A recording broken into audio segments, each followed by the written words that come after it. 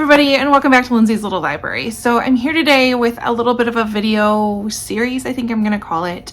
Kind of came up with this idea randomly, and I've been looking for ways to be able to give you guys some really good book suggestions that aren't necessarily ones that have been in my wrap-ups lately, or maybe some that are backlist books, just trying to help you guys find some good books to read. So I saw a post somewhere about here's a list of books that live rent-free in my head, and I thought that that was a really great idea because they're not necessarily fully 5-star books. Now I would love it if every book would be 5-star books, but there are certain books that maybe aren't all the way 5 stars, but there's something about them that I can't get out of my head, and I continue to think about them, or there's something unique about them that make them a really, really great book to still pick up and read. So this is going to be my historical fiction version of books that live rent-free in my head.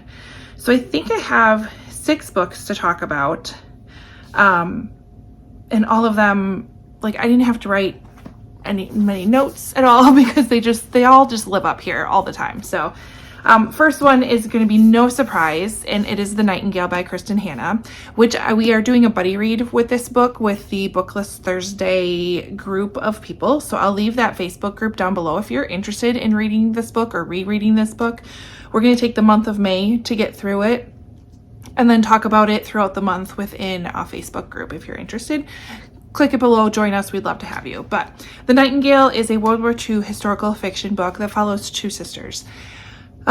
2 very different sisters, and I think the reason why I like it even more is I see myself and my sisters kind of within this relationship.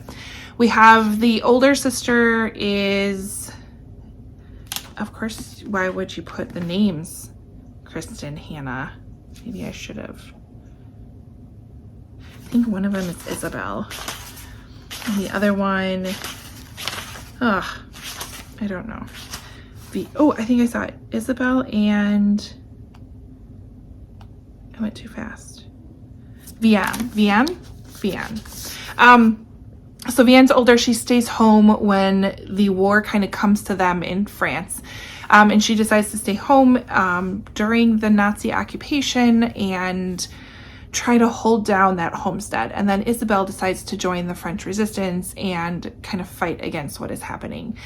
This is written so beautifully. It is by far one of my favorite books. Hoping it holds up, but I still think about certain scenes in this book. I can't tell you specifically ones because I don't want to spoil anything, but I still think about this book often. It lives in my head all of the time.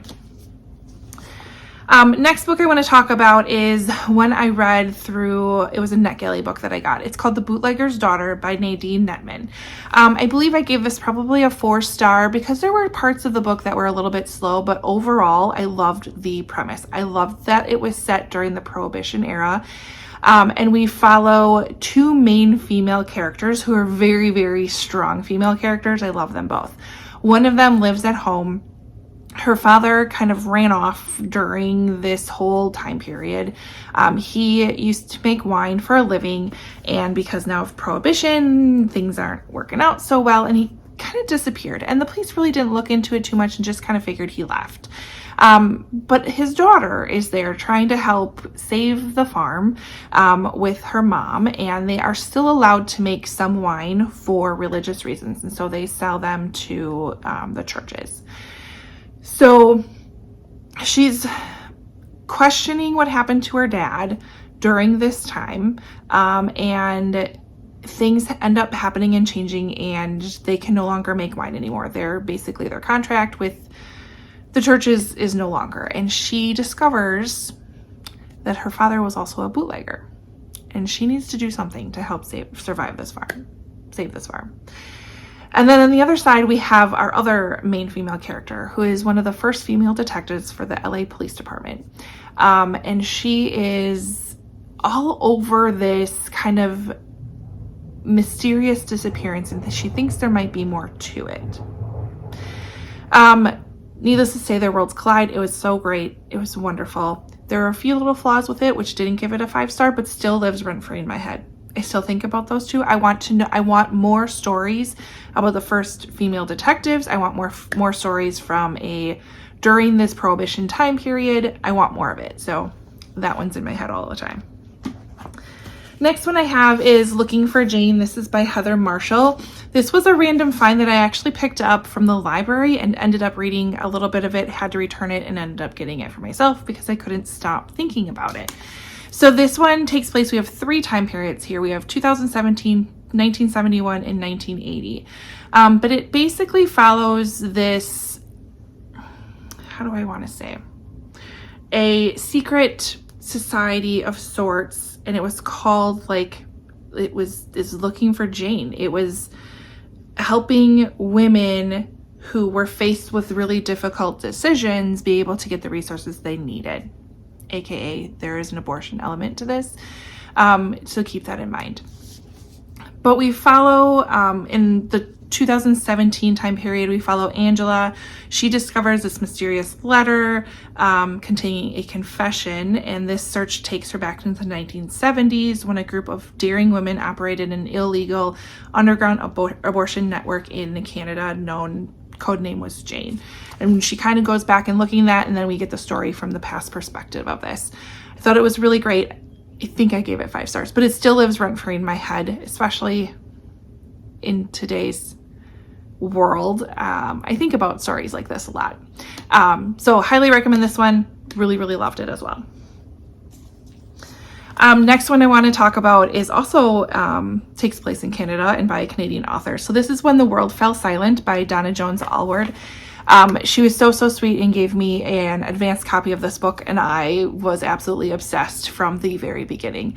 This one follows what happens right before, during, and after the Halifax explosion that happened during World War I in Halifax in Canada.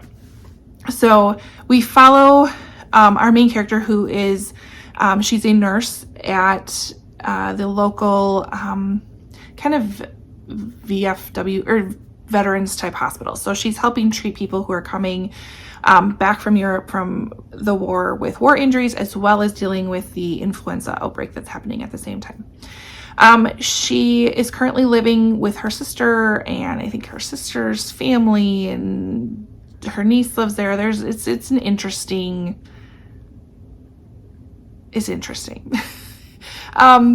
And this explosion happens, and she doesn't know what happened to her family. She doesn't know where her niece is. She doesn't know what has happened at all. She's trying to help the people at the hospital who are showing up injured, which Donna wrote some scenes in this book that they are in my head.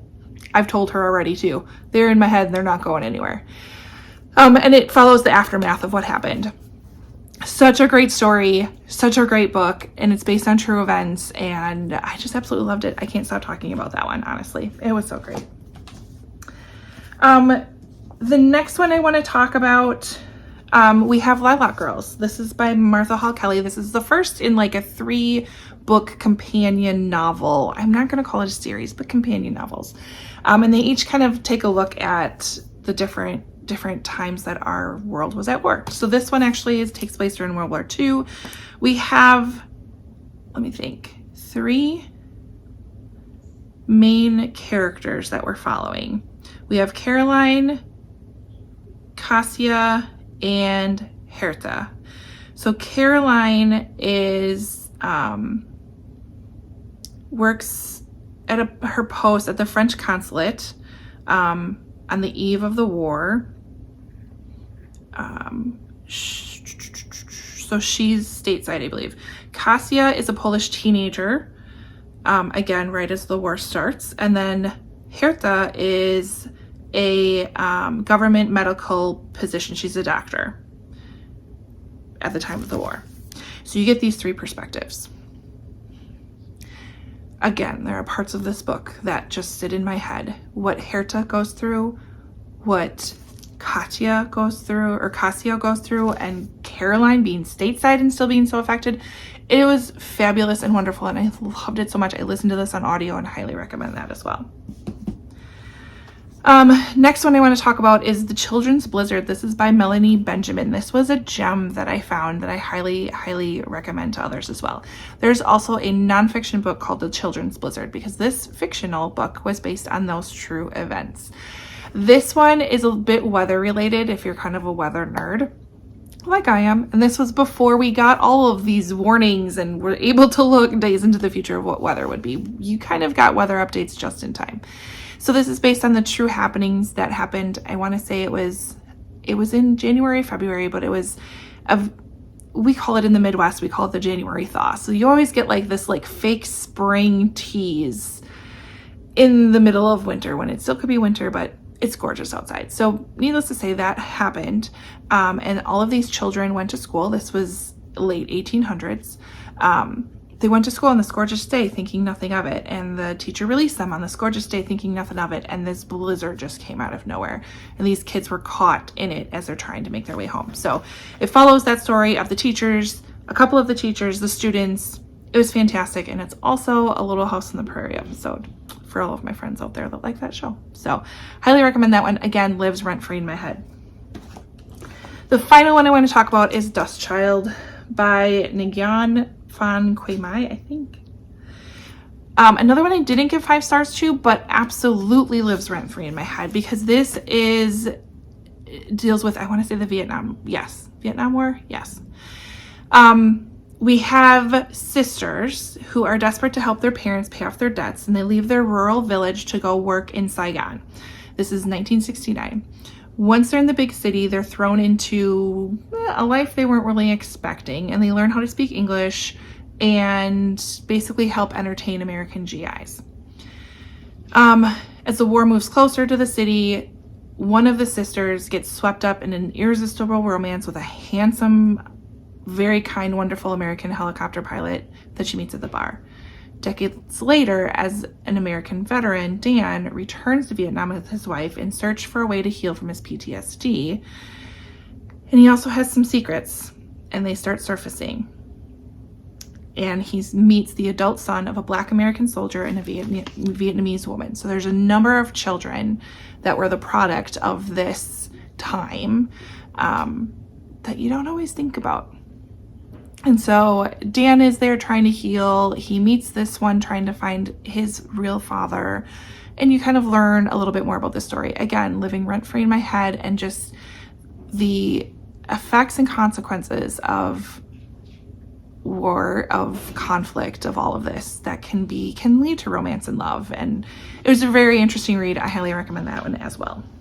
So there are, I think, 7 books for you to pick up that will live rent-free in your head, I promise you, that you will think about constantly. So if you've read any of these or you haven't, let me know. Or if you have any good historical fiction books that live rent-free in your head, drop them below. We would love to see a good list of that. And if you've made it to the end of this video and you just want to say hi, I'm trying to think of an emoji to put down below. Put, let's see. Put a food emoji down there, and then I'll know that you're here and we'll say hi, and I love it. So otherwise, comment, subscribe, all that fun stuff, and I will see you next time. Bye.